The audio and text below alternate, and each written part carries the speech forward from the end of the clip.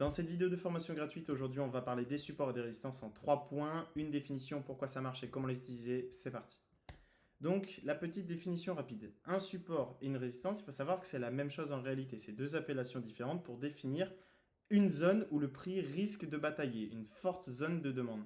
Une zone où il y aura du volume entre les acheteurs et les vendeurs, et on risque de voir le prix s'arrêter de baisser pour un support, donc le prix qui baisse puis qui touche un support comme un plancher avant de rebondir.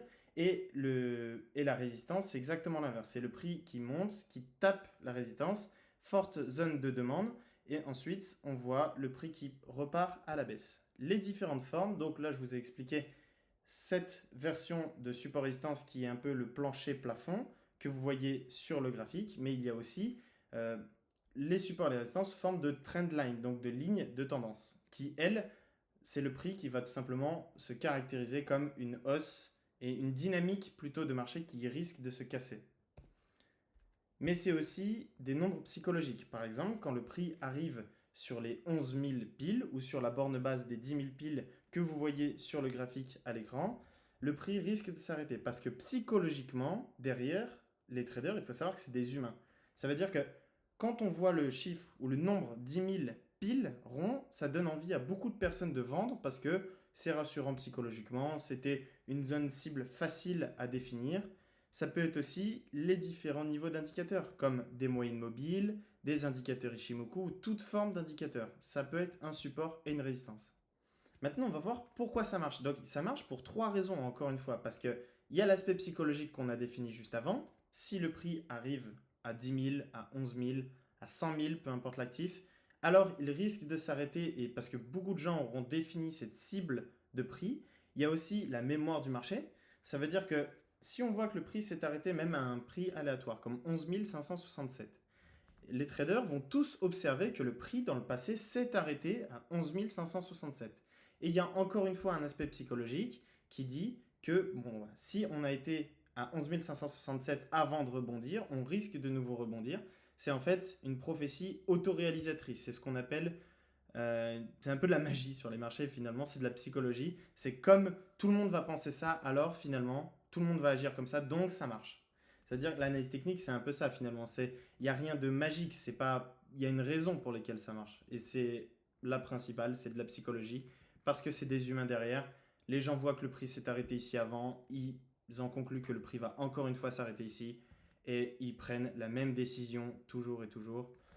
Ensuite, un support, ça devient résistant. Ça veut dire que si un support a été cassé à la baisse, en revenant, en remontant sur ce support, comme il y a beaucoup de gens qui ont laissé des ordres d'achat, donc beaucoup de gens ont acheté le support casse, donc beaucoup de gens sont en perte. Beaucoup de gens espèrent retrouver leur argent, ça veut dire retrouver juste le niveau d'équilibre. On remonte au même niveau, donc beaucoup de gens revendent leur position qui était acheteuse parce qu'ils ont connu une perte, et donc beaucoup de ventes, et pareil, le prix repart à la baisse, le support est devenu une résistance. Ce qui va être également super important d'observer, c'est l'unité de temps sur laquelle on se trouve. Un support weekly sera bien plus important qu'un support daily, qu'un support 1 heure. Pourquoi? Parce qu'en fait, en weekly, par exemple, on aura toutes les institutions, les plus gros fonds, tous ceux qui ont les plus gros capitaux, ils ne peuvent pas se permettre d'acheter et de vendre toutes les heures, par exemple. Parce que sinon, ils feraient beaucoup trop bouger le marché. Comme leurs ordres sont plus importants, alors ils doivent se baser sur des plus grosses unités de temps et donc prendre des décisions sur ces supports et ces résistances. Pareil pour les nombres psychologiques les plus importants, comme par exemple les 100 000 dollars du Bitcoin ont été une résistance bien plus importante que les 88 000 par exemple.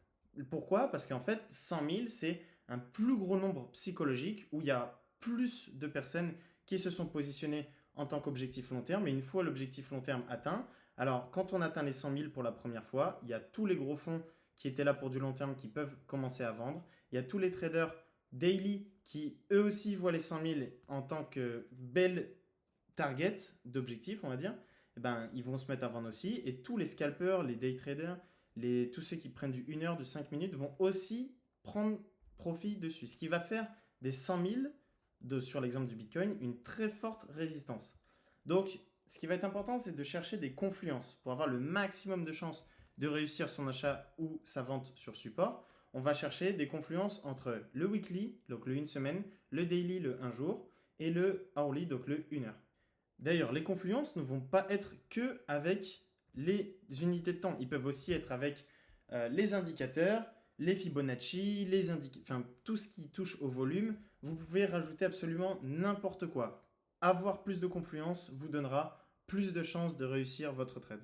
Avant de passer à la conclusion, on va voir les deux principaux styles de trading sur comment utiliser concrètement les supports et les résistances. Donc, on va d'abord avoir le trading de break, qui est tout simplement la résistance, le prix monte, il casse la résistance, on va se mettre à acheter cette cassure en pensant que la résistance devient support et que le prix va continuer. On va mettre un stop loss sous cette résistance et en espérant une continuation haussière.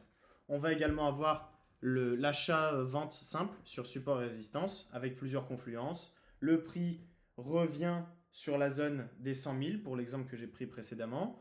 On peut estimer que cette résistance était suffisamment solide, elle est devenue résistance, non, elle est devenue support. Pourquoi? Parce qu'il y a eu beaucoup de personnes qui étaient à la vente, qui étaient en perte, qui maintenant se retrouvent à égalité, break-even, reprennent leur argent et sortent du marché.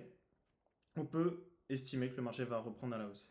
Maintenant, pour conclure cette vidéo, j'aimerais bien vous parler et vous mettre en garde de 3 pièges sur les supports et les résistances et comment bien les utiliser. Tout d'abord, évitez de surcharger l'analyse. On voit le graphique à gauche où on ne sait même plus quelle résistance est utile, laquelle ne l'est pas. On ne sait pas quel break prendre, on ne sait pas quelle résistance vendre. Aucune stratégie n'est applicable quand on applique on met trop de confluence, en fait, on met trop de bruit sur son graphique. Vaut mieux chercher la simplicité, souvent, de mon expérience, ça marche beaucoup mieux. Ensuite, il ne faut pas oublier la tendance de fond. Si on a un crack complet, alors on va peut-être éviter d'acheter directement le support. On va plutôt chercher un trading de break et partir à la baisse. Parce que la tendance de fond, si derrière ce break est justifié par une news macro qu'on n'a pas vue, tout simplement, dont on n'a pas conscience, alors en fait on se fait embarquer dans un marché où non, on va se faire stop loss hyper rapidement.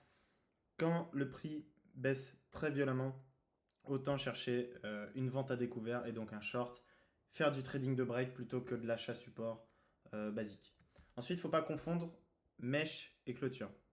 Si on fait du trading de break, attendez tout le temps la clôture de la bougie. Parce qu'en fait, tant que le prix n'a pas clôturé sous cette résistance, ça peut être sous ce support, ça peut être simplement un achat support basique et le prix va repartir et vous vous retrouverez, pareil, encore une fois, en drawdown pour rien, en fait, une erreur basique mais facilement évitable. J'espère que cette vidéo de formation gratuite sur les supports et résistances vous aura plu. N'hésitez pas à vous abonner. On se retrouve pour une prochaine vidéo. Salut!